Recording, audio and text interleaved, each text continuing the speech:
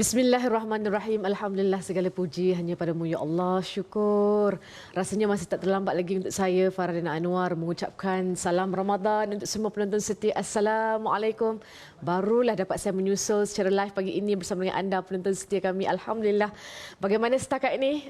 Saya doakan semuanya baik-baik sahaja, dipermudahkan urusan, dan yang paling penting sekali kita istiqamah, kita mencari kesempurnaan dan juga kita memperbaiki bulan puasa kita. InsyaAllah, mudah-mudahan. Baiklah, jom terus kita committed setiap hari sama-sama bina syurga di rumah, bina rumah di syurga, dan sama-sama insya-Allah seisi keluarga kita berjumpa di Jannatul Firdaus. Amin ya rabbal alamin. Baiklah, rakan-rakan Facebook kami ramai yang sudah ada di situ di Facebook TV Al-Hijrah, alhamdulillah. Dan pagi ini dalam Assalamualaikum Subuh Mihrab, kita nak berbicara, berkongsi tentang amalan-amalan sunat yang boleh kita lakukan dalam bulan Ramadan ini. Kita nak mencari keberkatan, kita nak mengikut contoh terbaik kita, junjungan besar Nabi Muhammad sallallahu alaihi wasallam. Baiklah, kita nak bersama dengan Duta Pertubuhan Mihrab tentunya, yang dihormati Ustaz Said Abdul Kadir Al-Jufri. Assalamualaikum Ustaz. Waalaikumsalam warahmatullahi wabarakatuh. Masya-Allah, salam Ramadan, panjang umur, murah rezeki, dapat lagi kita merasai Ramadan kali ini Ustaz. Alhamdulillah, seronok Alhamdulillah, seronok sangat, masya-Allah. Baiklah, Ustaz, kita nak mencari lagi keberkatan, kita nak mencari lagi kesempurnaan, nak memperbaiki, dan kita nak berbicara, kita nak buka topik pagi ini dengan amalan-amalan sunat yang boleh kita lakukan dalam bulan Ramadan Mubarak ini. Silakan Ustaz. Okey, bismillah, alhamdulillah, salatu wassalamu ala sayyidina Rasulillah wa ala alihi wasahbihi mawala. Alhamdulillah, Farah dan juga seluruh warga Assalam, tak kira di mana juga anda berada. Alhamdulillah, cukup seminggu dah kan kita berada dalam bulan Ramadan ni, pejam celik dah seminggu.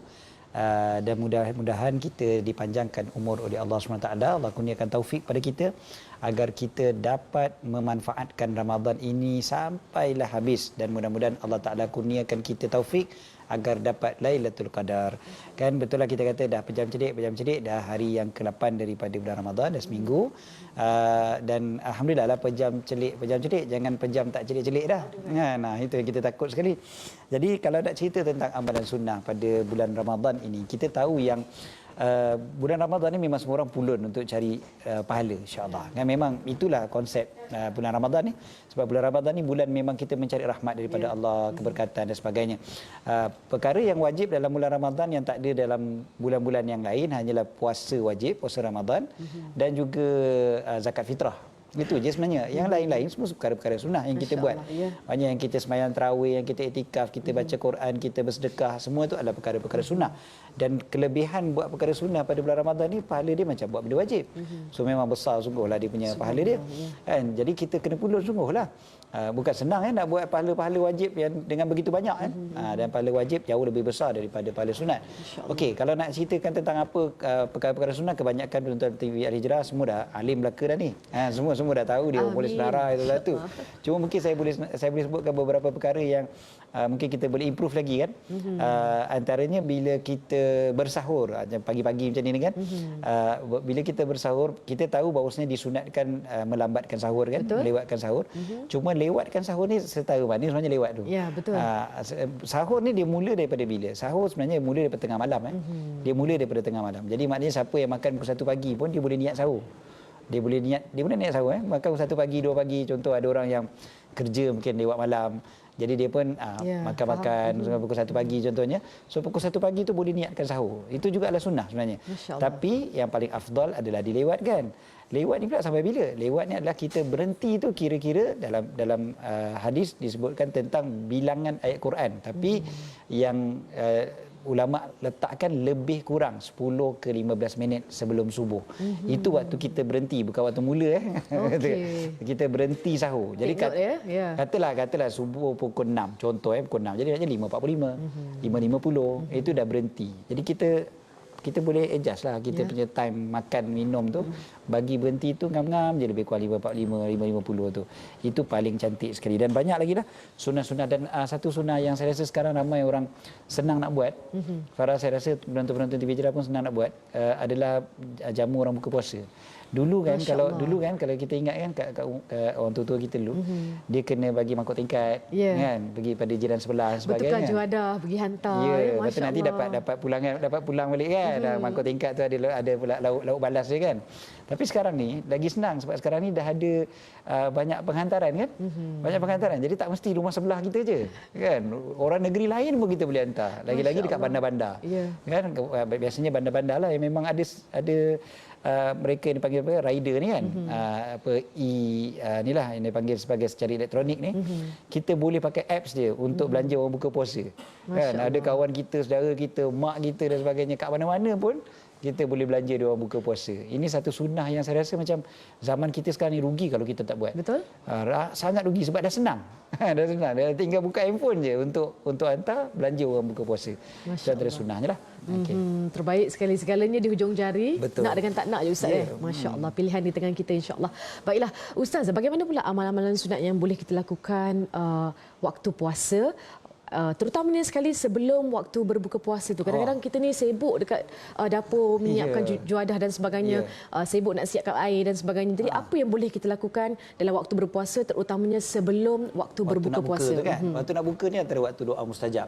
Okey, jadi sebenarnya yang paling penting waktu tu adalah berdoa.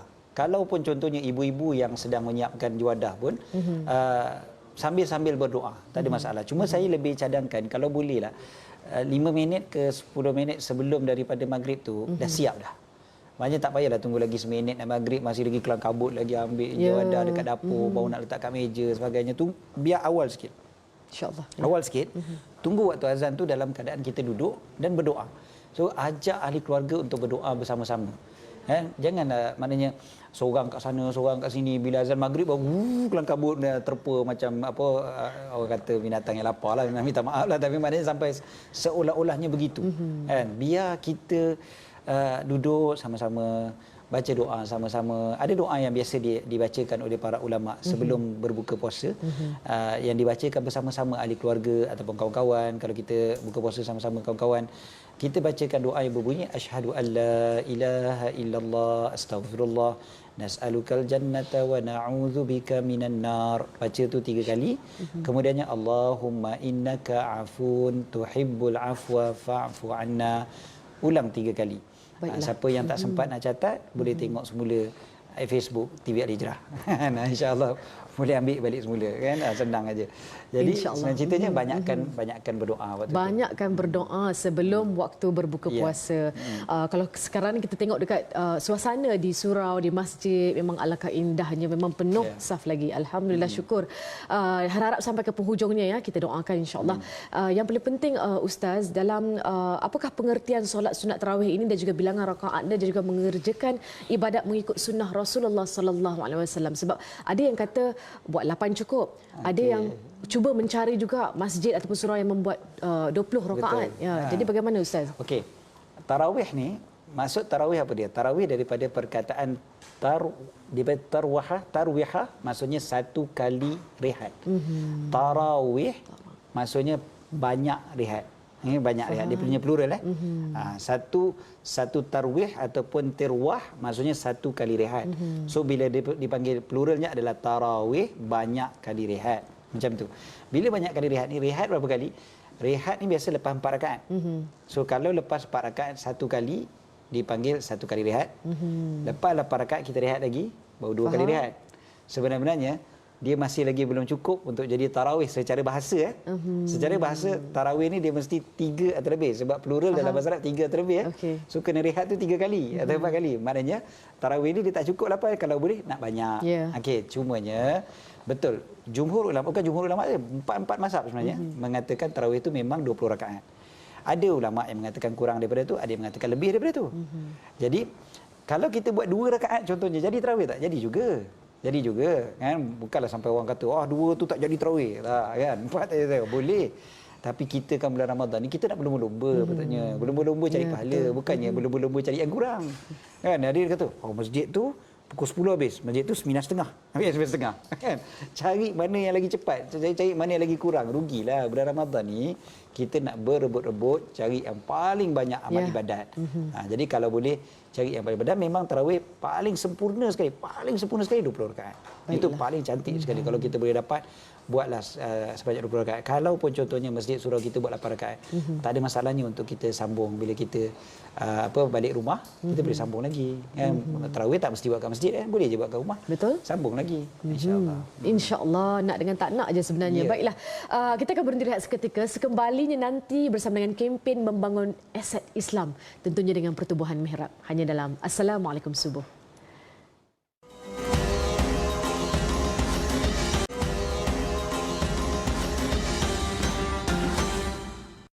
Tahukah kita, kuasa infak antara rahsia yang sukar dijangkaui akal manusia, kerana apa pun yang kita infakkan sudah semestinya Allah Subhanahu Wa Taala akan menggantikan dengan rezeki dan pahala yang kita tidak sangka-sangkakan. Subhanallah. Ayuh mulakan amalan infak ini dengan berinfak dan berwakaf kepada kempen membina aset Islam oleh Pertubuhan Mihrab sekarang. Ketahuilah, dana kempen membina aset Islam oleh Pertubuhan Mihrab ini bukan sahaja disalurkan untuk pembinaan semula Masjid Nurul Islamiyah Sungai Choh Rawang, tetapi infak anda ini juga akan disalurkan kepada pembinaan dan pengurusan Ma'had Tahfiz Sains Fatimah Az-Zahra Gombak. Masya Allah, kita berinfak untuk Pertubuhan Mihrab ini bermakna kita telah memudahkan urusan mereka membina rumah Allah serta sebuah tahfiz yang bakal melahirkan lebih ramai generasi hufaz. Maka ayuh kita berinfak dan berwakaf kepada kempen membina aset Islam oleh Pertubuhan Mihrab sekarang. Semoga Allah kurniakan rezeki berlipat kali ganda di dunia dan pahala yang mencurah-curah di akhirat kelak. Berinfaklah sekarang.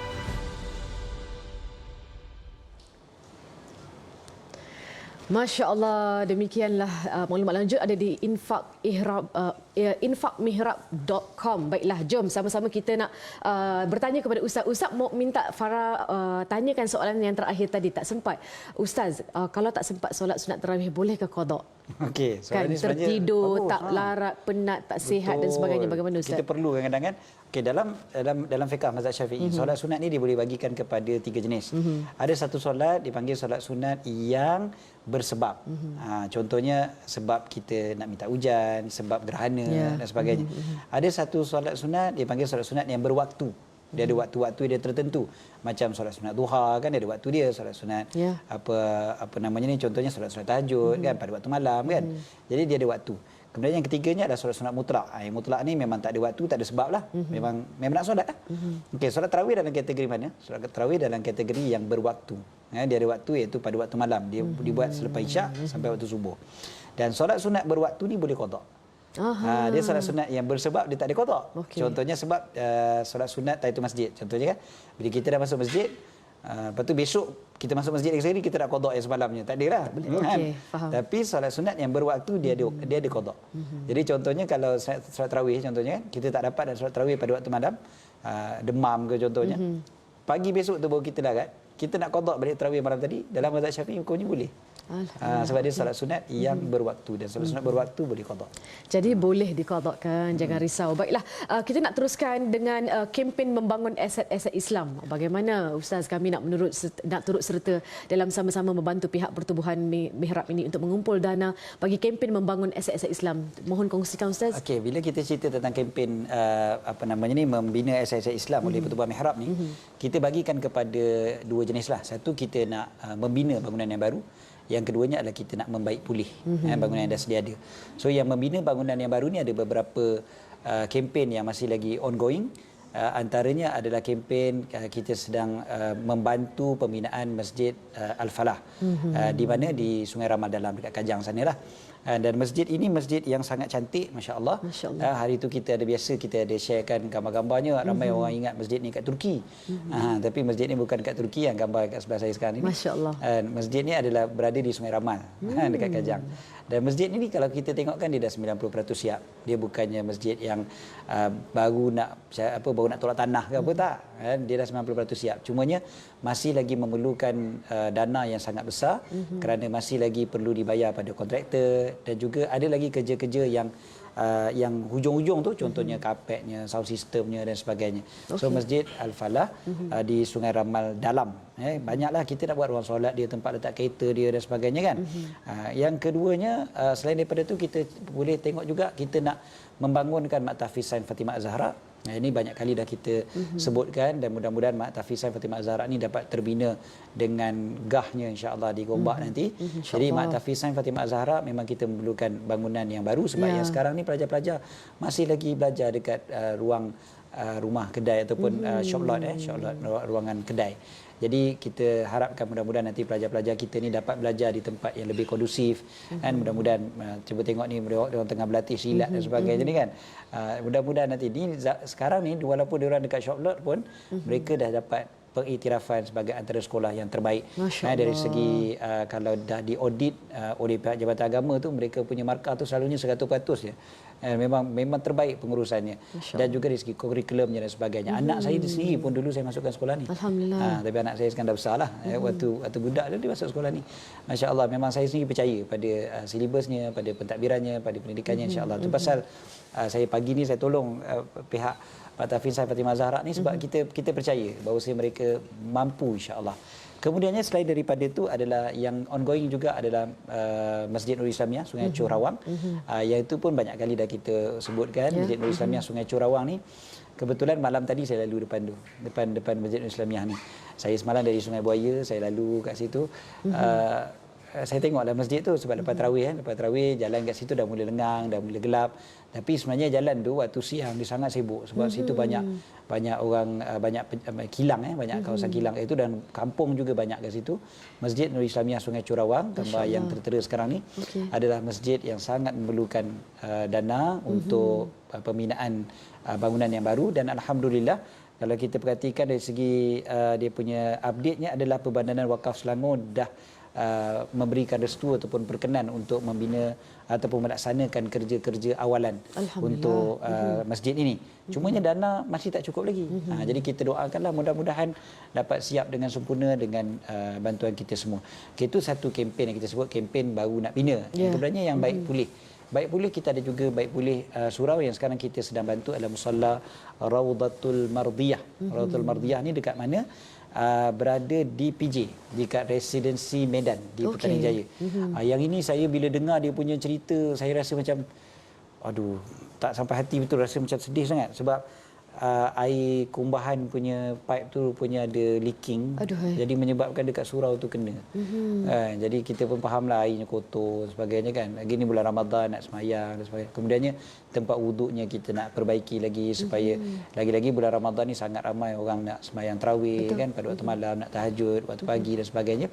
Jadi memang kita sangat-sangat memerlukan, sangat perlu untuk bantu mereka. Dan surau ni kemudiannya kapet, kan? Yalah, bila kapet tu dah basah, dah kotor, jadi kita perlu bantu untuk pemasangan kapet yang baru. InsyaAllah, mudah-mudahan Allah Ta'ala berkati semua yang membantu. Amin, insya-Allah. Segala maklumat tertera di kaca TV anda, termasuklah QR code. Anda boleh scan sahaja dan bolehlah teruskan, orang kata sedekah subuh pagi ini. Masya-Allah, kita mulakan dengan sesuatu yang begitu indah sekali, begitu baik sekali. Banyak ganjarannya, terutamanya dalam bulan Ramadan ini. Boleh scan sahaja ataupun ada di infakmihrab.com, dan juga nombor akaun pun sudah pun tertera di kaca TV anda. Baiklah, Ustaz, mohon berikan sedikit kata-kata penutup pagi ini, silakan. Okey, kalau nak lagi update lagi, buka Facebook Pertubuhan Mihrab, insya-Allah. Dan mudah-mudahan satu minggu yang berlalu dalam bulan Ramadan ni kita telah manfaatkan, dan kita doa banyak-banyak daripada Allah supaya Allah terima semua amalan kita. Amin. Puasa kita, kita punya tarawih kita, kita punya tahajud kita punya iktikaf, sedekah kita. Yang pentingnya qabul daripada Allah, penerimaan daripada Allah SWT. Dan doakan hari-hari yang berbaki daripada bulan Ramadan, Allah beri taufik kepada kita supaya kita dapat buat apa yang Dia cinta, apa yang Dia redha sampai akhir hayat kita nanti. Amin, amin ya rabbal alamin. Jutaan terima kasih kepada Duta Pertubuhan Mihrab pagi ini, masya-Allah. Yang dihormati Ustaz Zaid Abdul Qadir Al-Jafri. Terima kasih Ustaz atas perkongsian ilmu pagi ini, dan jangan lupa sama-sama kita rebut peluang ini dalam bulan Ramadan ini, banyak berlipat kali ganda pahala yang Allah berikan dalam kita bersedekah. Insya-Allah konsisten dan disiplin ya setiap pagi subuh. Baiklah, kita akan berhenti rehat seketika, sekembalinya nanti selepas ini bersama dengan Dr. HD dalam Assalamualaikum. Tahukah kita Kuasa infak antara rahsia yang sukar dijangkaui akal manusia, kerana apa pun yang kita infakkan sudah semestinya Allah Subhanahu Wa Taala akan menggantikan dengan rezeki dan pahala yang kita tidak sangka-sangkakan. Subhanallah. Ayuh mulakan amalan infak ini dengan berinfak dan berwakaf kepada kempen membina aset Islam oleh Pertubuhan Mihrab sekarang.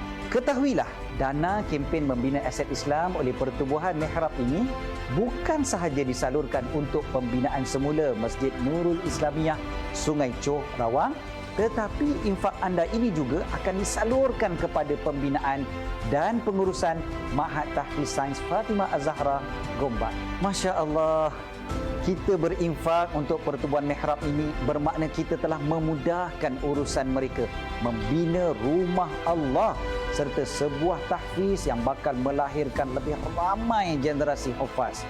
Maka ayuh kita berinfak dan berwakaf kepada kempen membina aset Islam oleh Pertubuhan Mihrab sekarang. Semoga Allah kurniakan rezeki berlipat kali ganda di dunia dan pahala yang mencurah-curah di akhirat kelak. Berinfaklah sekarang.